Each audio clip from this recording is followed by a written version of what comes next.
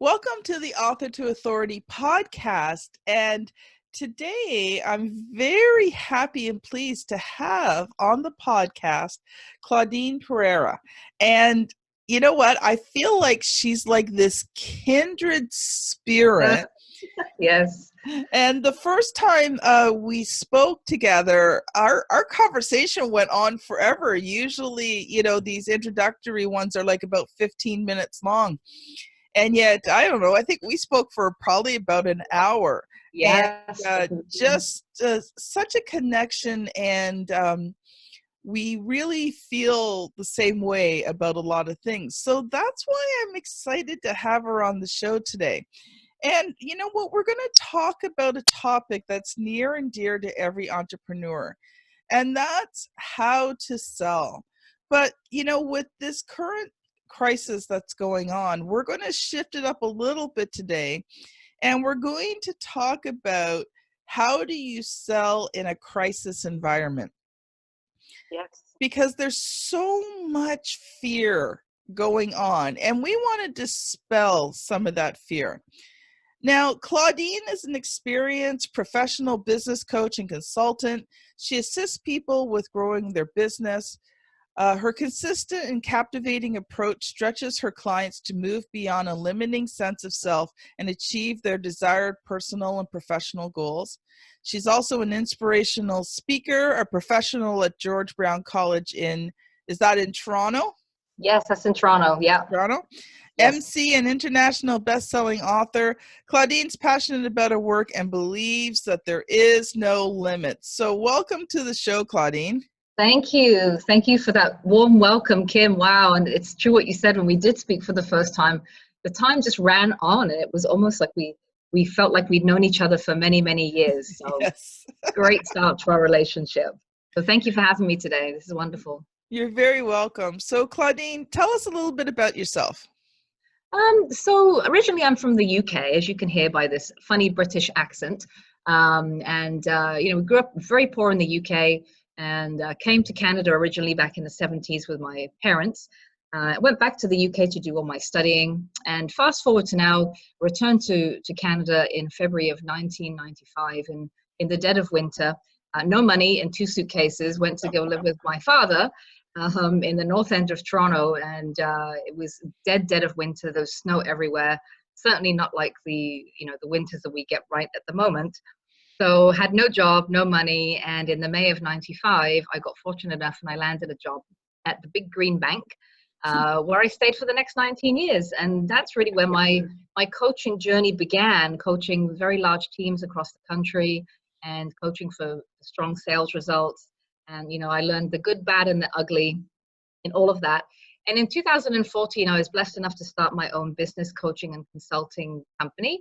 And we're going in 6 years strong. And it's a wonderful journey. And I'm so blessed to be able to serve the entrepreneurial community in helping them to grow their business. So that's a quick high level about me.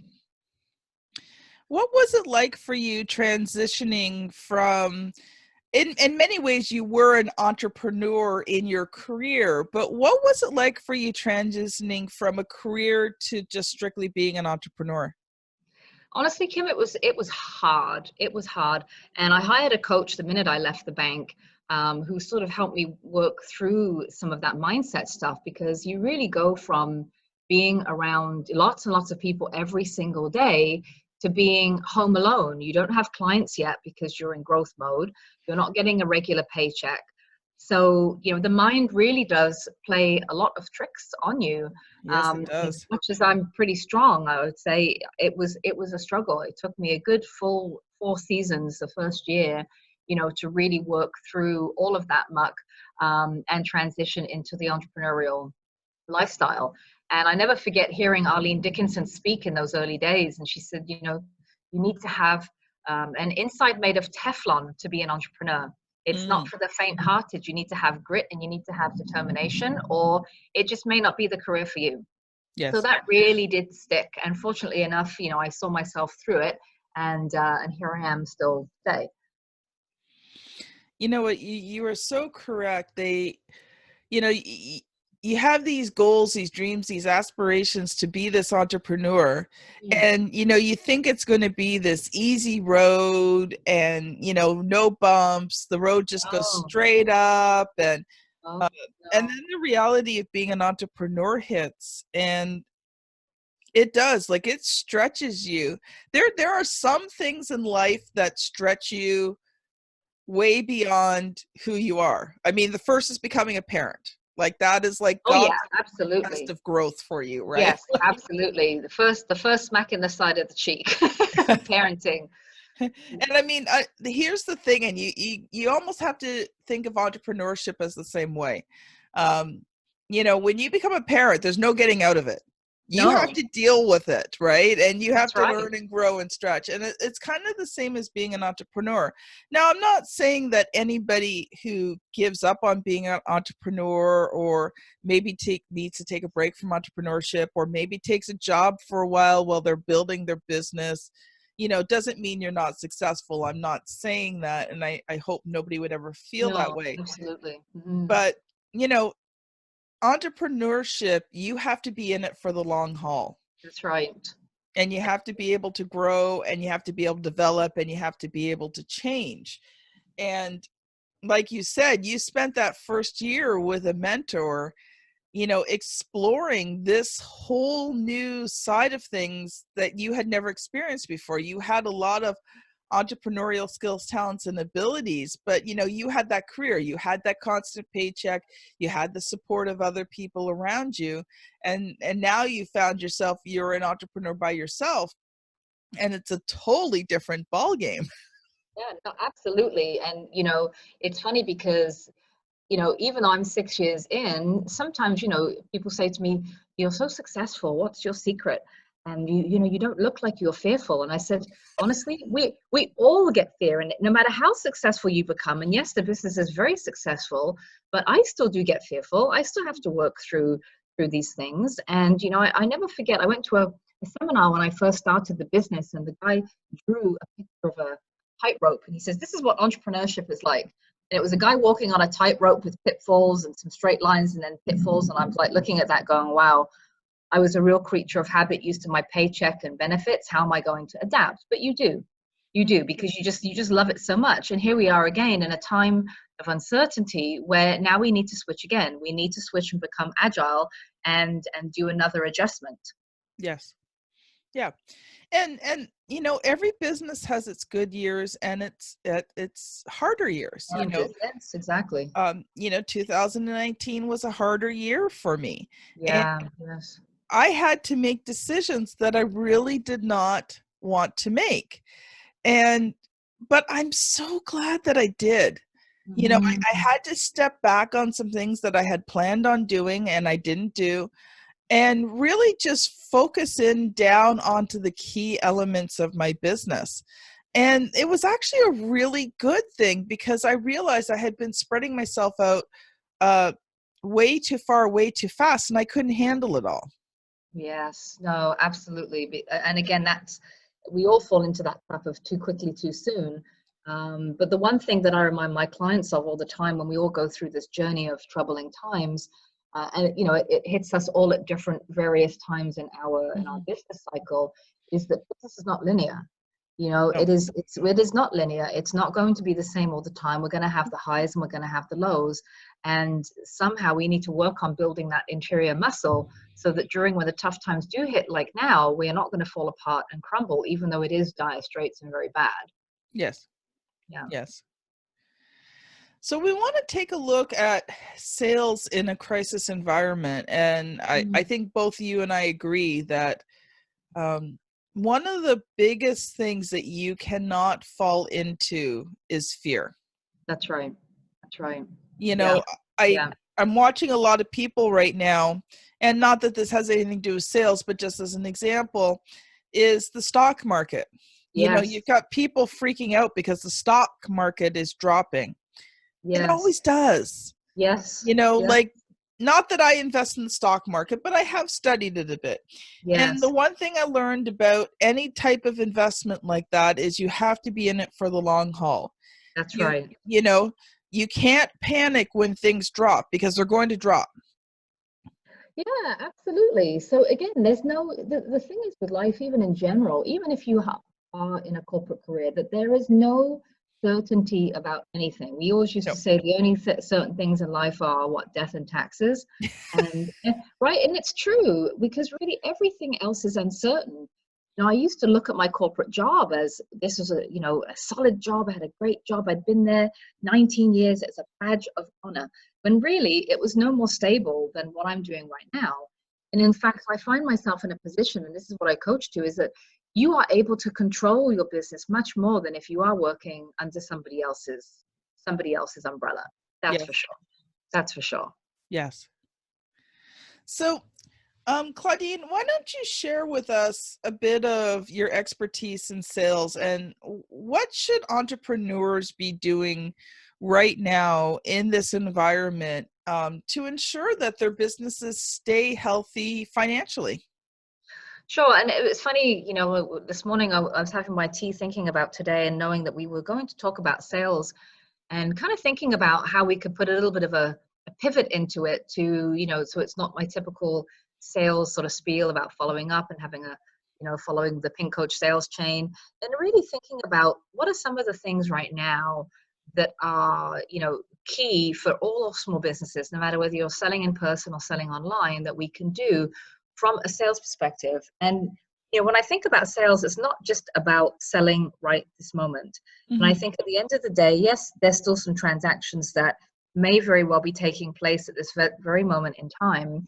But at the moment, we cannot expect, with the economy as it is, and as you were just saying, the stock market, for people to be pulling out their wallets and just spending cash left, right, and center. Mm-hmm. And one of the things I'm anticipating from a sales perspective is that once we do come out the other end of it, I feel that, just based on my own knowledge and what I've been reading, I'm no expert, but I think we'll be feeling the after effects of it when we come out the other end. Mm-hmm. And that's maybe when there'll be some uncertainty. So, one of the things I've been working on with my clients, and I encourage you to do so, is to come up with a bit of a contingency plan for your business. Yes. So from a sales perspective, sales and revenue and customer experience, I would roll them all together perhaps in one, because really sales is customer experience, sales is Yes. service. And really think about what can you do now? What are some of the activities that you can do now, some business building sales activities that you can provide your clients with now, or provide yourself with, for when we get back into the saddle a few months down the road, whether it be 2 or 3 or 4 months. So you're keeping those fires burning. Yes. And how can we prevent some of this from happening in the future? So one of the things I want you to think about as you're sitting down to do this, I call it an audit. I feel that small businesses now are under the gun of audit. And if you come from a corporate environment, you'll understand what I mean by that. It's like someone is coming in now and they're saying, okay, universe and, Corona, whoever, they're coming in saying, right, you are being tested, and let's see how good your business is. Let's see how bulletproof it is to see you through the times when the economy does come back. So, I think that really it's a good time for business. And, what do you mean it's a good time for business? I think it's a really good time for small business. I think that this is the time now where you can make a difference in your industry. Mm-hmm. You can make a difference with your clients, and not asking for the sale right away, but you're just going to be there. Yes. So what are some of the solutions that you can think about and come up with now in your business to keep the momentum going? So if I said to you, okay, someone's come to me and said, oh, my business is failing, I'm losing clients. It's not, we can sit and cry about it. It is a reality. But my question is, do you want to have a business in the next year? So Yes. this time next year, do you still want to be in business? And if so, we need to put a plan in place. So Yes. some of the ideas, and just to give you some tactical things that, that I'm sharing with my clients that you can do to really get creative during these uncertain times, and really flexing out. We got to be agile. We got to, as my one of my good friends who runs our mastermind group says, you got to come up with parallel thinking. It's Yes. not a time for the, every day and letting fear, as you said, take over. We have to come up with some creative things. So think about it this way, a couple of things. Number one, depending on how you sell, if you're selling in person, let's say you're selling clothing, how can you take your business online right now? What can you do to take your product or service online? And not to say that you're going to push it, But let's say, for example, with me, I coach in person. How am I going to continue my practice? And how could I explore various options to take my business online or encourage my clients to take their business online? So what are some of the things you can do? Let's say if you have a bricks and mortar store and people are not walking in, right? Instead of shutting the door and putting the close sign up, how can you move this to where everyone's playing right now? People are playing online. People are Yes. playing in the online platform. And, you know, whether we like it or not, this is the future at the moment. And I you know, hearing recent talks on videos and online presence, this is going to be the future. So this is a very good test for us now to take what we're doing and say, how can we move our business to an online platform so we don't completely shut the doors? Yes. Secondly is, instead of, you know, I considered doing a big email blast and communication to my clients. And then I decided not to, because I didn't want to heighten this already instilled panic. And I'm not saying we shouldn't be panicking, and this is very real. People are getting sick. But I'm not going to help by doing that. So think about, if you do have clients, one-on-one clients, individual clients that you are servicing or have serviced this past year, how about reaching out to them on a one-to-one basis? So instead of a cookie cutter, big blanket email, and like I said, there's nothing wrong with it if that suits your business. But to me, I think in these troubled times, we need this one-on-one. We need people that are going to pick up the phone and say, hey, how are you doing? How is your business? Yes. Are you okay? And how can I help you? You know, and I spent a lot of time over the weekend doing that with some clients who were saying, okay, I've got this event, I've got stuff going on. How are we going to continue? And I said, right, one door closes. Let's see how we can go around the door and find another solution. Exactly. So putting your creative hat on and helping your clients on a one-on-one basis will not only just give them that service they need right now and that little bit of hope, you are also planting that sales seed for when this crisis is over, that they are always going to need you. Yes. So remember, service is sales. Service is sales. What other business building activities can you do to keep your current clients warm? It might be appropriate that you send out some personalized videos. It might be appropriate that you put together some, you know, concrete planning and ideas and suggestions for them. Two heads work better than one. Mm-hmm. So you may say to me, Claudine, like, you're not telling me how to sell. But my point is, what you do now will pay off. Just like, you know, I tell my clients, what you do now will pay off in the next 90 days. So if you do a little bit every single day, a little bit of business building activities, some sales activities, keeping in touch with your clients, this will help you to stay top of mind once the pandemonium dies down and we're starting to get back into business. And I had a couple thoughts there as you were talking I wanted to share as well. You know, just because you have a brick and mortar business doesn't mean there aren't steps that you can take. You know, like, here's the thing. If you show the customers that are coming in that you're taking whatever precautions are appropriate for the type of business you have, right? So, yeah, correct.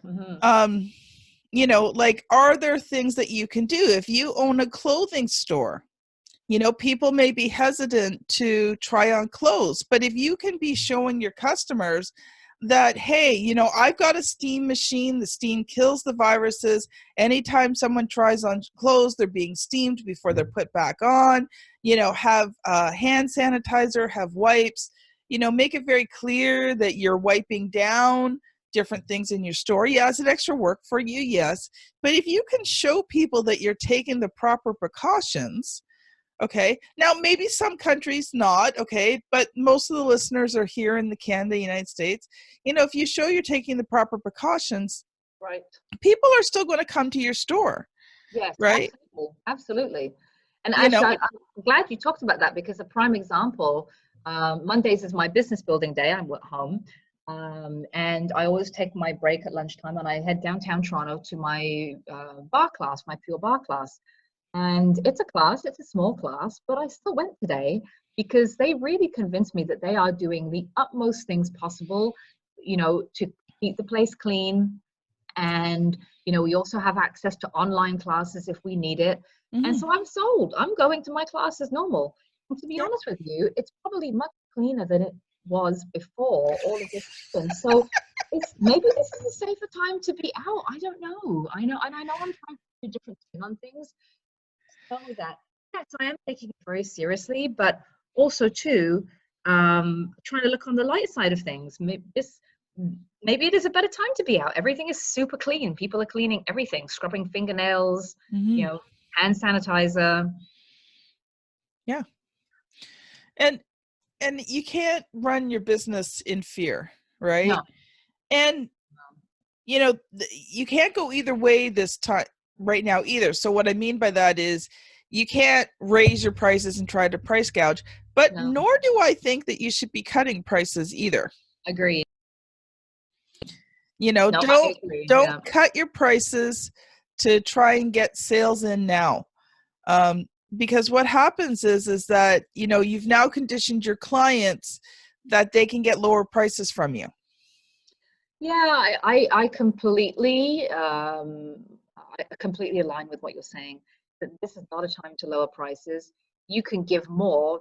There's ways that you can give value with your time and other things that you can do, but you don't need to cut your prices. I mean, unless you feel really compelled, like if you're running an organization and you have to shut the doors, and your practitioners might need to do things remotely, then yeah, maybe give your clients a bit of a break. It really depends on your business model. Yes. But your base price for something, I think that we start to come out of the gate looking desperate if we start to slash prices during this time. I think it dilutes business, and I think it's not going to be any good for the economy. Now, you may say to me, well, Claudine, I've got clients dropping left, right, and center. And to me, that's a bigger conversation of, we need to continuously keep our sales funnel full year round. Yes. So having your list, your generate list, your people that have worked with you in the past, keeping track. And now might be a good time to revisit your list just to see who's on it, who's where, and when will you pick up the phone and call person number 1, person number 2. Maybe it will be in 2 months, maybe it will be in 3 months. It's just to revisit that funnel and see who's poking around in there. Because yes, we're all going to be impacted by this and losing clients at varying degrees. But now it's a time to strengthen our funnel for the future. And how can we do that given the current circumstances? And then the second thing is a bigger picture. And I know this is not really sales, but again, look at your business. We are all being audited. And if someone's auditing our business right now and you don't have enough money to live on maybe for the next month, then that's another conversation to have with yourself to say, okay, maybe self, if I'm bringing in $1,000 a month, I'm putting away 200 in an account somewhere for this type of crisis, because chances are this has happened now and it's going to happen again with something else. We went through the bird flu, we went through SARS, and now this one has been a disaster, and maybe the next one will be even worse. So what can we do to have a bit of a cushion behind us, be able to support ourselves even just for a little bit financially when troubled times do hit? Well, and I think a couple of other just thoughts that occurred to me while you're talking was, first of all, why are your clients leaving, right? So are there things that you can do to keep those clients? Or are you just accepting the fact, because it's a crisis situation, that there's nothing you can do, these clients are going to leave? Well, maybe if you're having that conversation with your client about, why are they leaving, right? And are there things that you can do to maybe reverse that so you don't lose as many clients, first of all, in the first place? Because maybe sometimes they're just reacting out of fear. And if you can assure them, right? Here's the things. People buy outcomes, and people still need those outcomes. So if you can show them that you can continue to supply them with that outcome and help calm their fears and let them see that, there's still results to be had, then maybe you won't lose as many clients to begin with. Absolutely. Spot on, because that's giving value. And yes, some may bite and some may still say, look, I just can't afford it, and take a back seat for the short term. But you need, again, this goes back to you have to be creativity. You have to have some creativity in these times. Put your creative hat on, Google some ideas, think about something that's outside of the box that, how can you continue this client relationship? Because again, in a year's time, they're still going to want to have a business. And yes, you might scale back on whatever it is you're doing with them, but you need to keep that momentum going. It's like the rocket ship is up there, and the minute you start to do less and less and less, and guess what? You're going to come out in 6 months and go, yeah, I really have no business. So I love this idea, and that is just really giving as much value as you can to your clients at this time, which will solidify the sale when things do turn around. Unless you are in an industry right now where, you know, your product is well needed, like hand sanitizer, let's say. Right? So Yeah, but you know what's going to happen? oh yeah. You know, they're getting a lot of sales now, but a couple of months down the road, they're not going to be getting sales, because what's happening is everybody is super stocking up, right? Yeah, exactly. So that's a great point. And how can they're doing great right now, but what's going to happen in 3 or 4 months when people don't need their product anymore? Mm-hmm. What innovative, you know, if I was sitting in a room with them, I'd be saying, okay, what innovative idea can we come up with now that you can roll out in 4 months time when no one wants hand sanitizer anymore? What is it that you can sell at that time? Yeah. So again, there's no, you know, ideal formula, I feel, at this time. I think that, yes, going out with this, again, trying to really deliberately sell is going to be an absolute turnoff. And I highly don't think that it's the right time or appropriate to be doing that at the moment, because people really are feeling it. But coming from a place of service and building that relationship, because building relationships ultimately will bring the sale. Maybe not right this second, maybe not next week, but in a month or 2 months or 3 months. You know, you just never know by keeping in touch whose life you're going to touch. And then when things are good again, they're going to come back and want to purchase from you in your business. Yeah. And I think an important point is that, you know, yeah, I think like some of the ways we do things have to change a bit, but by the same token, I still think that you can't be afraid to ask for the sale, because I think that there's still a lot of people who are not reacting in fear, who are still moving forward in life. So, you know, I think it's a combination of not giving into fear yourself, still asking for the sale. Again, I mean, sales should never be high pressured anyway. So, you know, I don't think things should change there. And if you find that you're getting a lot of no's, then, you know, you are going to need to step up your prospecting and step up and starting those relationships. And I mean, if you can't meet face to face with people, like, you know, if one of your main ways of, you know, getting sales is, you know, through conferences and face to face networking, then learn a new skill, learn where people, you know, your clients, your customers hang out online. Start hanging out there. Start learning how to have those conversations online that lead to sales. You know, it can be done. You know, I have sold quite a bit using LinkedIn and just developing those relationships, not spamming people, but having good conversations. And, you know, from those conversations, you know, some of them lead to sales. So there are ways of learning how to sell in a different environment. But another thought that I had, if you've been in business for any length of time, you have those really good clients and customers, you know, the ones that money's never an issue for them, who love you, who love what you do. Consider, are there additional services that you could be offering them at this time? You know, every business has those really good clients that the economy doesn't seem to affect. And so, you know, if you were thinking of adding on an additional service, now is a great time to do that and approach those really good customers and just say, hey, you know what? Some of my time's freed up. I was thinking about offering this. You know, you're my good client customer. I wanted to give you the opportunity to be the first one to have it. You know, how can you expand what you're offering to your current customers? Because it is always easier to sell to an existing client than it is to try and get a new client. Yeah, absolutely. You've already built the relationship. And as you said, you know, if they're not crumbling in this trying time and they're still treating their business seriously and doing everything they can to move the needle forward, chances are they may still be in a position to buy from you something, anything, an emergency session, an emergency something. Mm-hmm. So yes, some people, to your point, some people will still be buying, but you really just got to treat each case very separately. Yes. Very separately, and not with fear and again, it's the whole fear one. This is a whole other podcast on the whole fear piece, because it is frightening. It is scary. So, what can you do to strengthen yourself against some of that fear that is creeping into our lives every single day? And I think one of the biggest things is to recognize that this too shall pass. Exactly. Like if you look at it, I mean, even just like for Canadians, when SARS hit Toronto, like it was this big thing.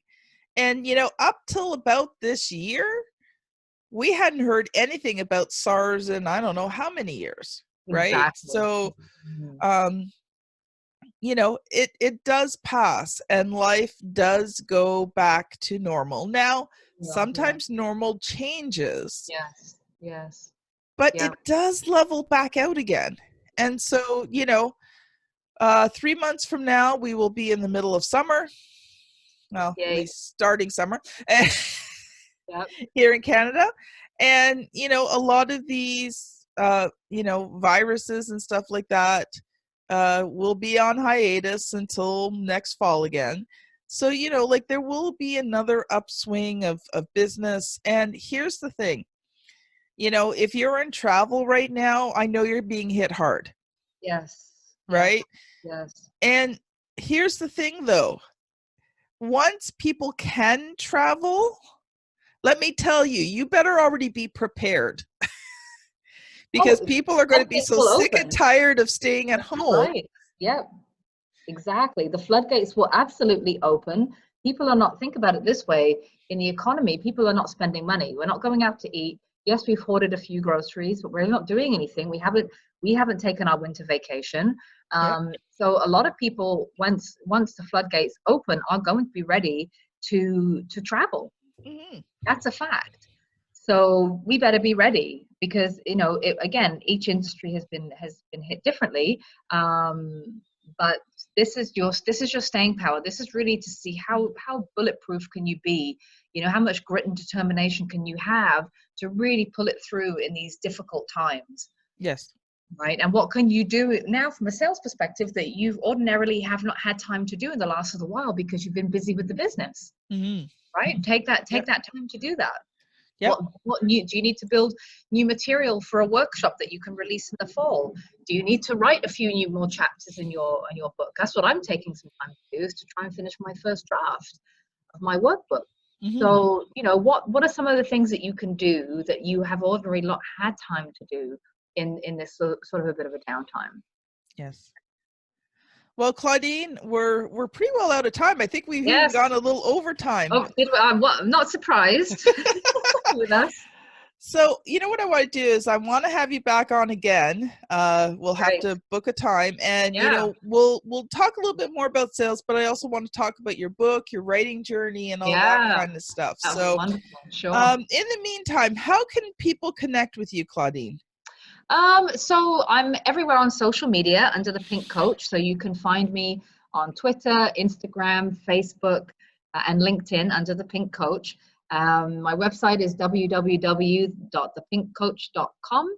And you can also find me on my Google page, or just pick up the phone and call me. If you need to have a chat about your business, if you're listening to this going, man, I just don't know. She said some things here that sounds all right, but I think she's smoking something. I don't know about these sales.